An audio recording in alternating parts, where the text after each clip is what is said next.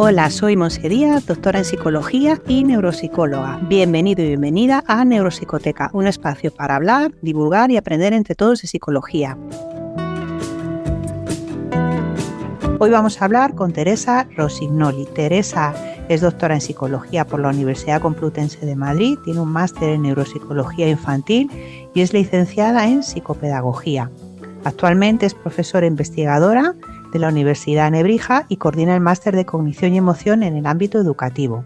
También es CEO y cofundadora de Step2Go, una plataforma digital de valoración e intervención de atención y funciones ejecutivas. Además de todo esto, que ya es mucho, ¿verdad?, ha trabajado durante 8 años en un gabinete psicopedagógico. ¿Su enfoque cuál es? Pues se orienta a la aplicación del conocimiento neurocientífico en la práctica educativa, buscando siempre mejorar la intervención y el desarrollo cognitivo de los niños. ¿Qué tal, Teresa? Buenos días, ¿cómo estás? Buenos días, Monse. Muchas gracias por este ratito. Venga, pues vamos a hablar de Step2Go y cómo surgió la idea de esta aplicación. Cuéntanos.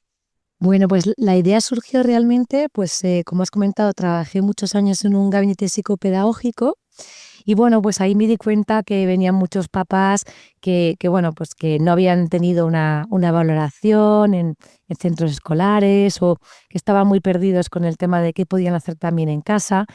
Y entonces, bueno, pues un poco viendo que, bueno, que hay muchas personas que tienen problemas, ¿no?, de atención y de funciones ejecutivas, pero que claro, al final el sistema, también los centros escolares y también los centros sanitarios, ¿no?, están muy saturados, ¿no? Pues que bueno, pues que van divagando, van buscando y al final acaban, ¿no?, en centros privados que están muy bien, la verdad, pero que requieren más tiempo, ¿no? Y bueno, también más dificultades económicas y demás. Y entonces decidí crear como un screening, ¿no? Un screening para poder detectar fácilmente si ya vemos que hay problemas de atención y funciones ejecutivas, obviamente desde el ámbito escolar, también clínico, pero un poquito para facilitar un poquito las cosas, incluso también en el ámbito sanitario, para detectar los problemas e intervenir lo antes posible. Y esa intervención también, porque bueno, era un poco lo que yo soñaba tener cuando trabajaba, sobre todo con muchos niños con TDAH, ¿no? Que bueno, pues quería una intervención como la que hemos creado, que ya comentaré un poquito más en qué consiste, que bueno, que fuera fácil de aplicar, que pudiera trabajar yo, pero también la familia desde casa. Y bueno, pues ahí surgió un poquito, ¿no?, todas las ideas, ¿no?, trabajando, digamos, con personas con dificultades. Que muchas veces es lo que nos pasa, ¿no? El tener las ideas así en vivo, ¿no? Pues un poco por el trato con los pacientes y con los niños aparecen, ¿no?, esas necesidades y de ahí surgen esas ideas. ¿Por qué nos centramos en atención y funciones ejecutivas con Step2Go? ¿Por qué? En funciones tan específico, en atención y funciones ejecutivas. Pues fíjate, realmente, Monse, la atención y las funciones ejecutivas se han visto que están totalmente relacionadas. Es como no podemos hablar de una cosa sin la otra. De hecho, pues cuando pues, sospechas de una persona, bien sea una persona mayor que tiene un deterioro o un niño que tiene problemas atencionales, siempre valoras las dos cosas, porque al final pues hay una estrecha relación. También a nivel neurocientífico, ¿no?, a nivel de neurociencia, pues son procesos que incluso comparten, ¿no?, digamos, redes, ¿no?, y demás, por no hablar así de cosas muy técnicas, pero es que luego además a nivel práctico se ha visto que son los dos procesos que tienen mayor impacto en lo que es la adaptación social de la persona, para relacionarte con otros, para integrarte y demás, y también en el rendimiento académico, en el caso de los niños, pero también a nivel de rendimiento laboral, en el caso de los adultos. Entonces, claro, al final las funciones ejecutivas no dejan de ser como un director de orquesta, ¿no?, de resto de funciones y claro, la atención es una vía de entrada básica. Entonces, si estas dos cosas entran en sinergia, pues obviamente el impacto que tiene en la vida diaria pues es muy grande, ¿no? Y son Mm. procesos que al final están, como decía, en nuestro día a día a nivel social, a nivel académico, entonces bueno, y laboral. Por eso pensamos que es un cuore, por así decirlo, que hay que abordar como un todo, ¿no? ¿Cómo funciona Step2Go? Porque ya hemos visto cuál es la idea, cómo surge esa idea, para qué Ujú. surge esa idea. Bueno, pues o sea, cuéntanos un poco en qué consiste, cómo Bueno, funciona. pues son herramientas digitales, que eso realmente hace que sea más más accesible. Ya en la época del COVID vimos como de repente, ¿no?, había un montón de prisa por hacer un montón de pruebas que fueran digitales, intervenciones digitales. Bueno, pues es verdad que lo digital tiene un aspecto positivo, que es esa mayor accesibilidad, de que también la gente lo use también en sitios remotos, donde tiene más dificultad de acceso a ciertas terapias, ¿no?, o a ciertas herramientas. Y bueno, por un lado, tenemos una herramienta que es para valorar si existen dificultades de atención y funciones ejecutivas en tan solo 10 minutos a través de un ordenador. Bueno, pues se puede detectar si la persona tiene dificultades dentro de lo que se espera para su edad, ¿no? Es decir, que es un test que está baremado. Hay grupos normativos y está baremado. Bueno, es importante también decir que hay dos versiones. Hay una versión desde los 6 a los 12 años y otra de los 13 años en adelante, hasta los 90. Con lo cual, nuestra vocación ahí era, y sigue siendo, y en eso estamos, es ser una herramienta de screening, que lo pueda utilizar un colegio, que lo pueda utilizar en el centro sanitario también, para decir, oye, pues sospechamos que aquí esto puede estar mal, porque hay muchos trastornos que llevan aparejados problemas de atención y funciones ejecutivas. Obviamente el TDAH, pero también en autismo, en las dificultades de aprendizaje, discapacidad, en personas mayores, deterioro cognitivo, demencias. Entonces, lo primero es detectar si hay algún problema de una manera rápida, económica, que lo es, ¿no?, y accesible. Y luego, por otro lado, intervenir. Claro, tenemos una app de intervención que, bueno, es muy pionera en el sentido de, obviamente se trabajan ejercicios de atención y de funciones ejecutivas. Las funciones ejecutivas, digamos, básicas, como el autocontrol, o sea, la inhibición, la flexibilidad mental, la memoria de trabajo. Siempre de forma inherente se trabaja la velocidad de procesamiento, pero no consiste simplemente en hacer una serie de ejercicios, sino que es un entrenamiento basado en estrategias. Y este es un punto muy novedoso porque ya en investigación se está viendo, y nosotros también en nuestros propios artículos, que eso es un punto diferencial que hace que tú aprendas más a concentrarte, a autorregularte en tu vida diaria. Lo que hacemos es que hay un avatar que se llama Neuronin, que es como una neurona, te va guiando en una serie de sesiones, ¿no?, que es muy fácil de aplicar porque va siguiendo como un caminito, donde ayuda a personajes que son disejecutivos, ayuda a Fogosina, ayuda a Despistadín, ¿no?, ayuda a personajes que tienen justamente dificultades, pero les ayuda de la siguiente manera. Te da pautas o estrategias antes de comenzar los ejercicios para que tú entiendas bien las instrucciones. Pues lo que hacemos también, ¿no?, cuando trabajamos en un ámbito pues, escolar, algunos en el ámbito clínico, pues, oye, ¿qué tengo que hacer? ¿Cómo lo voy a hacer? ¿No? Siempre antes de empezar, asegurarse que hay una comprensión de instrucciones, que se dan autoinstrucciones, pero luego se dan también estrategias a medida que el usuario va haciendo los ejercicios en función del tipo de errores que comete, de cuándo los comete, de la cuantía de errores que comete. Pues para regularse, para concentrarse. Entonces, digamos que tú estás haciendo unos ejercicios y de repente, en función de cómo lo haces, Neuronin para y te dice, oye, para esto, oye, estás siendo muy impulsivo, espera, toma una decisión, etcétera, ¿no? Como si estuviera contigo un instructor, una persona que te dando pautas. Y cuando acabas, también te hace reflexionar de cómo lo has hecho y te vuelve a recordar estrategias. Es decir, es un punto diferencial el dar estrategias, porque al final se ve que hay más transferencia en la vida diaria, ¿no? Yo quiero no solo entrenarme haciendo ejercicios, sino que me ayudes, que me des pautas, que me des estrategias que se extrapolen en mi día a día, ¿no? Esto es un poquito lo que hacemos en Start2Go. Y eso supone no solo tener una validez, ¿no?, ecológica para el trabajo que hacemos, sino que se pueda generalizar los resultados, ¿no? Eso es muy interesante, sin lugar a dudas, Teresa.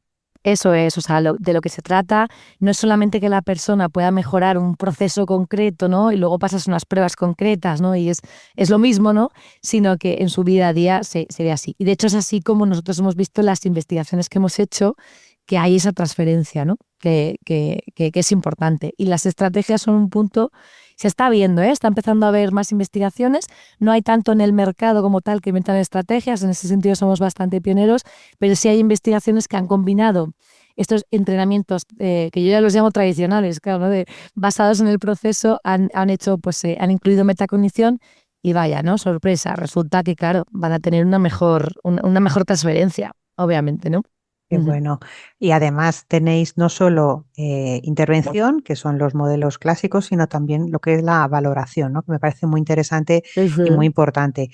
¿Cuáles fueron los principales desafíos que tuvisteis para el desarrollo de estas herramientas, Teresa? Porque claro, ahora lo contamos muy bonito en el desarrollo final, pero hasta llegar ahí ¿no? ¿Cuáles fueron esos Claro. desafíos? Bueno, pues el primer motor es el entusiasmo, ¿no? Y luego vienen todos los desafíos después del entusiasmo, Como todo en la vida, ¿no? como todo, que si sabes todo lo que conlleva, te caes de la silla y dices, madre mía, ¿dónde me estoy metiendo? Los desafíos, sobre todo, pues en mi caso fue, trabajaba mucho, ¿no? Entonces, encontrar también los tiempos para sacar todo adelante y luego los partners tecnológicos, ¿no? Yo tuve la suerte de participar también en un programa, ¿no?, de emprendedores investigadores, de un tiempo que estuve en la Universidad Autónoma de Madrid y bueno, pues a partir de ahí pues conseguí mis partners tecnológicos, que eso ha sido un punto muy importante, ¿no? Entonces, todo eso pues es un desafío, ¿no? Encontrar las personas adecuadas para complementarte, ¿no? Tienen que ser un grupo heterogéneo al final, ¿no? Entonces, una parte científica, una parte, ¿no?, de la práctica, de la teoría y de la investigación, pero también necesitas una parte tecnológica, ¿no? Entonces, esos desafíos, y actualmente sigue siendo un desafío toda la parte empresarial, que no somos, digamos que al final partes de un mundo, pues ya decía yo, pues de la investigación, de la práctica, ¿no?, de trabajar con niños y con personas con distinta índole, con problemas, pero esa parte, ¿no?, pues ha supuesto para mí un reto y estoy encantada, pero decir que obviamente sacar al mercado unas herramientas, pues tiene mucho reto personal también y hay que aprender muchas cosas, conocimientos que no tenías, ¿no? También empresariales, de marketing, de millones de cosas, ¿no? Entonces, esos son un poquito los retos. La necesidad está clara y además yo hablando con muchísimas personas, con colegios, con clínicas, con familias, pues ves clara la necesidad, pero claro, llevárselo hasta ahí, pues lleva también un recorrido importante, ¿no? Son muchos años hasta llegar al mercado, sí. Sin lugar a dudas, ¿no? Am, tenemos Step2Go. ¿Cuál es la principal ventaja que tiene vuestra herramienta con Ujú. respecto a otros programas, otras plataformas que ahora mismo tenemos en el mercado? ¿Cuál sería la diferencia fundamental, Teresa? Me cuesta decirte solo una, pero voy a intentar. Voy a intentar decirte al menos 3 puntos que yo creo que son importantes. Lo primero, Venga. el sistema integral. Es decir, tú al final valoras e intervienes, ¿no? Muchas veces buscamos una intervención por un lado, una valoración por otro. Es más útil tenerlo de alguna manera integrado para dar una formación también, una información más clara, ¿no?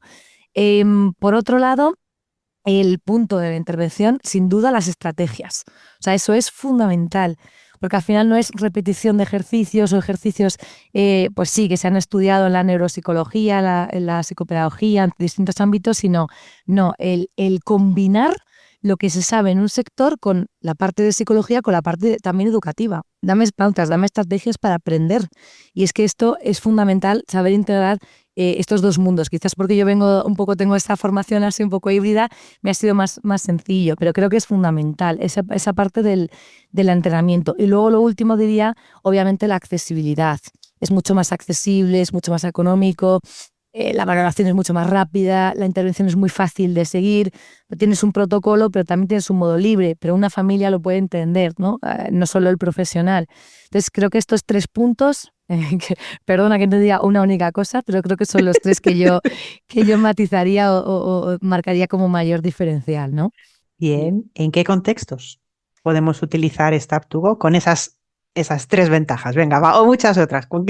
¿En qué contextos? Pues mira, pues lo primero, evidentemente en un ámbito escolar, los orientadores pues están encantados porque al final necesitan tener herramientas, pero claro, tienen que ser, como decía, rápidas, accesibles, obviamente validadas científicamente, pero es una ventaja, ¿no? Porque hay herramientas que son muy largas, muy tediosas, muy costosas y muchas veces los colegios no tienen ese presupuesto y derivan a las familias o esperan muchísimo tiempo. Para los profesionales, además, pues también los seguimientos, por ejemplo, que haces muchas veces con el sistema sanitario, de neuropediatras, de psiquiatras, pues poder tener un informe rápido, automático, de una prueba que tiene mucha fiabilidad, pero sobre todo que sea rápida y accesible. No puedes pasar una batería completa o ciertas pruebas cuando vas a hacer seguimientos. La posibilidad también de tener esa intervención, digamos, dual. Yo puedo hacer una serie de pautas en sesión, por ejemplo, en un cole o en una consulta, pero también pueden hacerla en casa los papás y puedo decir, oye, pues hacéis esto en casa, veo mañana qué tal vais, etcétera, ¿no? Entonces, eso también es muy importante. Entonces, ámbito escolar, ámbito clínico, por supuesto, y ámbito del usuario final, ámbito familiar. Lo puede utilizar el cuidador, en caso de personas mayores, lo puede utilizar una persona mayor, lo puede utilizar una familia, lo que es la app. Obviamente lo que es el test va dirigido a profesionales, ¿no? Pero son estos 3 ámbitos de aplicación. Claro, porque estábamos hablando, y ha salido ya, estábamos hablando del ámbito más infantil, pero también se puede utilizar en adultos, ¿no? Sí, y de hecho, cuando hicimos el estudio, a mí me encantaba, ¿no?, trabajar con la gente mayor porque estaban encantados, ¿no?, con el test. Es un test, es verdad que es, bueno, que es más entretenido que otros, y es verdad que les encantaba y querían participar. De hecho, hay asociaciones que están ahora participando con nosotros en lo que es también la intervención, porque las personas mayores, pues bueno, les está gustando mucho, ¿no? Entonces, sí, para personas mayores, como decía, porque al final la atención a las funciones ejecutivas pues están afectadas en población infantil, pero también en la población más envejecida. De hecho, estudios que hemos hecho del desarrollo de estas funciones a lo largo de la vida, nos vamos encontrando, cuando empezamos a ser mayores con los más pequeños, ¿no? Entonces, sí, en estos ámbitos. Y luego también, no era para lo que yo lo había pensado inicialmente, pero nos estamos encontrando también una demanda en recursos humanos. Porque al final, para lo que es el test, quieren hacer un pequeño cribado de funciones cognitivas y algunos pasan, como ya imaginas, algunas pruebas de inteligencia, pero les está interesando también pasar una prueba que algo tiene atención y funciones ejecutivas, porque tiene mucho impacto, ¿no?, en cómo luego tú trabajas, ¿no?, cómo te diriges, cómo te planificas. Entonces también nos están demandando por ahí, aunque no fuera el primer ámbito en el que nosotros hubiéramos pensado, ¿no? Entonces, así por resumir un poquito los ámbitos. Bien. Estás escuchando Neuropsicoteca, un espacio conducido por Montse Díaz para profesionales de la psicología y de las ciencias de la salud.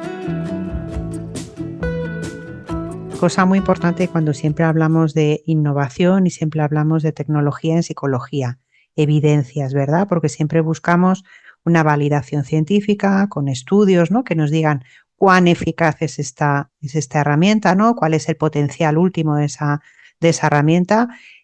¿Cuáles son los estudios que habéis hecho para respaldar la eficacia de vuestra herramienta? Pues mira, yo inicialmente, antes de crear la herramienta como tal y por supuesto lanzarla al mercado, hice un estudio de revisión, una revisión sistemática para ver las herramientas de intervención que había en el mercado, digitales, para atención y funciones ejecutivas, y ver un poco la eficacia que tenían, los puntos fuertes y los puntos flacos, ¿no? Y cubrir un poco también ese espacio con la idea que yo tenía. Digo, hombre, lo primero es hacer algo que ya, digamos, en su conceptualización esté bien diseñado, ¿no? Y también para hacer un buen diseño luego de investigación en cuanto a testarlo, ¿no?, por supuesto. Entonces, bueno, eso lo primero, hice una revisión sistemática. Después hice un estudio que fue parte de mi tesis doctoral.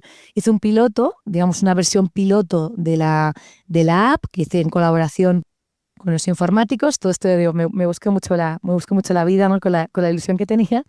Y efectivamente, bueno, pues ese primer estudio yo ya vi que lo hice en niños con desarrollo neurotípico y vimos que comparado con un placebo, o sea, todo bastante, un estudio muy controlado, pues que mejoraban la atención y las funciones ejecutivas. Valoramos también que lo valorase el propio ámbito familiar, que viendo un poco cuánto se mantenía en el tiempo, y los resultados, bueno, pues fueron positivos. También hemos hecho otros estudios, hemos estudiado también, y todo esto está publicado, se puede ver en nuestra web, pero también está publicado en las revistas, obviamente, científicas con revisión por pares. Hicimos un estudio también para el tema de las estrategias, estudiar cuáles habían sido más útiles, en qué casos se habían utilizado más, o sea, para tener muy claro que estábamos proponiendo bien el tema de las estrategias. Vimos que era fundamental la parte de comprensión de instrucciones y las autoinstrucciones, por ejemplo. Entonces, ese artículo. Y ahora hay un cuarto artículo que está justo en revisión, en el que hemos comparado tanto niños neurotípicos, también hemos hecho con niños que hemos llamado en riesgo psicosocial, pues niños que se han incorporado tarde al sistema educativo, que tienen situaciones complicadas o incluso necesidades especiales, y hemos visto que tanto los neurotípicos como este grupo de niños se benefician de Start2Go, tanto en lo que es el atención y funciones ejecutivas, que obviamente esperamos eso, pero hay mayor transferencia también en el cociente intelectual, el rendimiento académico y la regulación emocional y conductual. Y algunos resultados hemos visto que hay incluso algunos resultados más en los niños que estaban en riesgo. Por eso siempre recomendamos que lo hagan niños que están en situación de necesidad, ¿no? Y estamos haciendo otros estudios también con personas mayores, otros estudios también en relación al test de lo que se llama validez de convergencia con otras pruebas. En cuanto al test, obviamente está publicado todo el manual científico con todas sus pruebas de validez, de fiabilidad, pero en cuanto a artículos adicionales, estamos preparando uno, como decía, de validez de convergencia con una prueba que se llama CPT, CPT-3 de Conners, pues es muy conocida en el ámbito. Y bueno, pues de momento estamos haciendo alguna prueba piloto y parece que la cosa pues va a ser interesante, ¿no? Entonces, bueno, tenemos varios publicados, varios en marcha, en colaboración, en este caso, con la Universidad de Nebrija. Y bueno, pues hay mucho respaldo porque las cosas tiene que ser así, ¿no? Evidentemente, para que realmente una familia o un profesional confíe en que esto realmente funciona, ¿no? Es que mucha investigación, sí. Más allá, ¿no? De la eficacia que ellos pueden ver en primera mano, que todo eso esté respaldado, ¿no? Y también a vosotros que os sirva para crecer, ¿no? Por supuesto, de hecho ahora mismo estamos haciendo un último estudio que estamos haciendo, lo estamos haciendo en TDAH y estamos valorando no solo con pruebas neuropsicológicas, por así decirlo, sino también con electroencefalograma, ¿no? Para aportar también, pues bueno, si sucede o no una neuroplasticidad después de realizar el entrenamiento. Entonces actualmente estamos haciendo ese estudio que llevamos ya un par de años recogiendo información. Y bueno, como ves, es mucha investigación, pero bueno, es fundamental porque al final es una línea muy nueva el tema de lo que es los entrenamientos basados en estrategias y bueno, pues estamos haciendo bien los deberes, ¿no? Por así decirlo, ¿no? Bueno, aparte de investigación, recoger datos, ¿no? De lo que estáis haciendo, de hacia dónde vamos a futuro, ¿cuáles son esos planes de cara a futuro con Start2Go? Bueno, tenemos muchos planes de cara a futuro, pero así un poco a corto plazo. En este momento, bueno, pues estamos intentando estar presentes, ¿no? Tenemos muchos acuerdos pues con estos contextos, ¿no? que hemos comentado. También nos interesa de alguna manera hacerlo más digamos, no accesible, sino que lo puedan también conocer países fuera de España, Latinoamérica, hacerlo también en inglés, o sea, estamos trabajando mucho en ello, pero a nivel tecnológico, un punto fuerte es que nosotros recogemos datos, por supuesto anonimizado y cumpliendo con todas las exigencias, para incorporar en el futuro la inteligencia artificial como apoyo, simplemente como apoyo para la generación de estrategias, porque debemos tener una comunidad de usuarios, que la gente pueda decir qué estrategias le han sido mejores, peores, recabar más información de todo lo que se va sabiendo, que es, como decía, una línea de investigación bastante nueva sobre el tema de las estrategias en funciones ejecutivas y en atención, para ir incorporando, actualizando, ajustando todavía más a cada usuario, ¿no? Entonces, digamos que esa parte tecnológica es la que tenemos un poco más de planes de futuro, ¿no? Más incorporación de IA, pero para el tema de estrategias, ¿no? Y de personalización. Teresa, ¿qué crees que le podríamos decir a los padres o a los educadores o a aquellas personas, ¿no? que buscan mejorar la atención y las funciones ejecutivas en los niños en esta época de inmediatez, de tantas dificultades atencionales, ¿verdad? Y de este bombardeo estimular que tenemos alrededor, ¿verdad? Y del cual muchas veces filtrar esa información en los adultos es costoso, pues más en los niños. ¿Qué consejos darías desde tu experiencia? Pues, a ver, distintas cosas. Si nos centramos en niños, lo primero, a mí siempre me gusta decirlo, darles tareas a los niños en la propia casa. O sea, hombre, cada uno en sus propias posibilidades, ¿no? Pero el hecho de ayudar a poner la mesa, el hecho de hacer la lista de la compra, pues este tipo de actividades, ¿no? De dónde va la ropa sucia en este cesto, el color, no color. Es decir, hacer a los niños mucho más partícipes de las tareas que hacemos en casa, porque muchas tareas que hacemos en casa demandan mucha atención y funciones ejecutivas. Entonces, esto por un lado, porque es algo que tenemos de manera sencilla. Es verdad que los propios adultos, si hacemos esto, ¿no? Con nuestros hijos, o tenemos que echar más paciencia, ¿no? Y hacer las cosas más despacio, pero hacerles partícipes les va a ayudar muchísimo al tema de las funciones ejecutivas. Y luego, por supuesto, cuidar mucho el ambiente de deberes. Cuando ya tenemos un ambiente de deberes, pues hay cosas que a nosotros nos parecen de perogrullo, pero a las familias no tanto. Como, oye, pues empezar no empieces directamente cuando llegas a casa con actividades disuasorias como ver la tele o estar con pantallas, porque luego cuesta mucho arrancarte y salir de ahí y ponerte a hacer una tarea que supone esfuerzo, ¿no? Lo que llamamos ya un control atencional. No es lo mismo que sea yo presto atención porque las emociones, ¿no? me lo facilitan, estoy con la consola y estoy haciendo algo que me encanta y me puedo tirar horas, que me pongas a leer un texto o hacer algo escolar de deberes. Entonces, yo siempre se lo comentaba también a los papás. Empieza por lo complicado y acaba por lo disuasorio, ¿no? Incluso como un refuerzo, es decir, oye, como un premio a que he hecho primero estas tareas.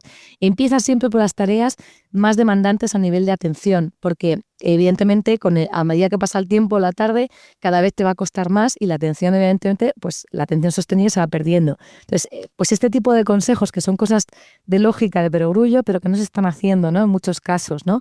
Empezar por lo más difícil, lo disuasorio lo pongo para el final, como un refuerzo, ayudar en tareas de casa, tener incluso encargos, decir, oye, pues si tengo varios niños, cada uno tiene una tarea, esas tareas pueden ir rotando y así vamos ejerciendo distintas funciones ejecutivas. Y luego una cosa que, paradójicamente, porque realmente nosotros hacemos herramientas digitales.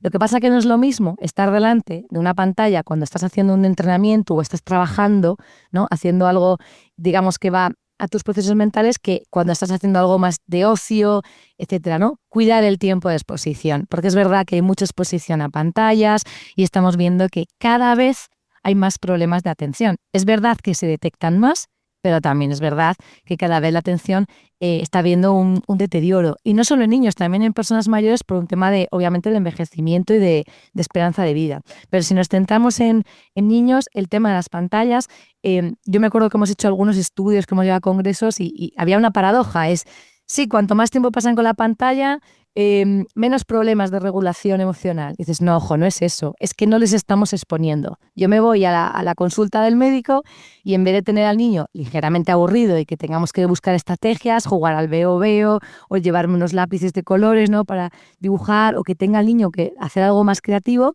pues directamente le doy una pantalla, le tiene totalmente absorbido, como decíamos, ¿no? Por esos procesos atencionales que tiran de las emociones, que no le cuesta ningún trabajo prestar atención. Y claro, no les pongo a frustrarse, no les pongo a aburrirse.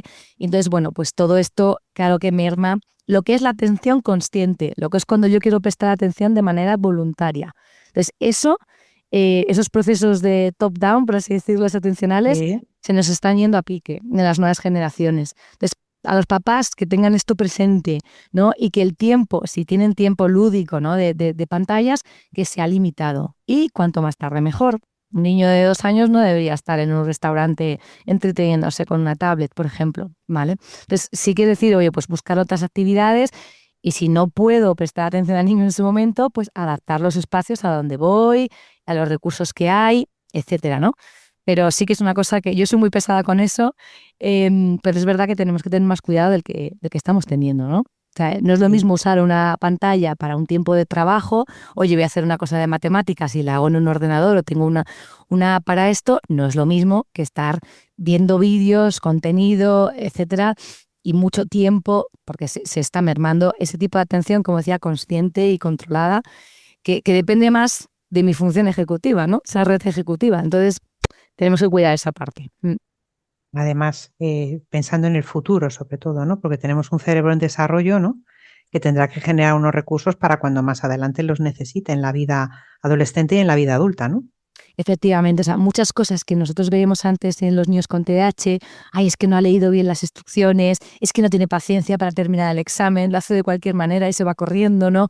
O no ha leído, cada vez nos van a pasar más con más niños, porque realmente todo es más inmediato, más visual, y claro, les va a costar mucho más ese procesamiento más serial, más analógico, y no digamos leer un texto, sacar ideas, porque claro, estamos acostumbrados a procesar de forma diferente, y luego también al bombardeo que tú comentabas de muchas pantallas a la vez. Yo estoy haciendo una cosa en el ordenador y me salen 4 pantallas emergentes, ¿no? Y me voy a otra cosa y no acabo de hacer.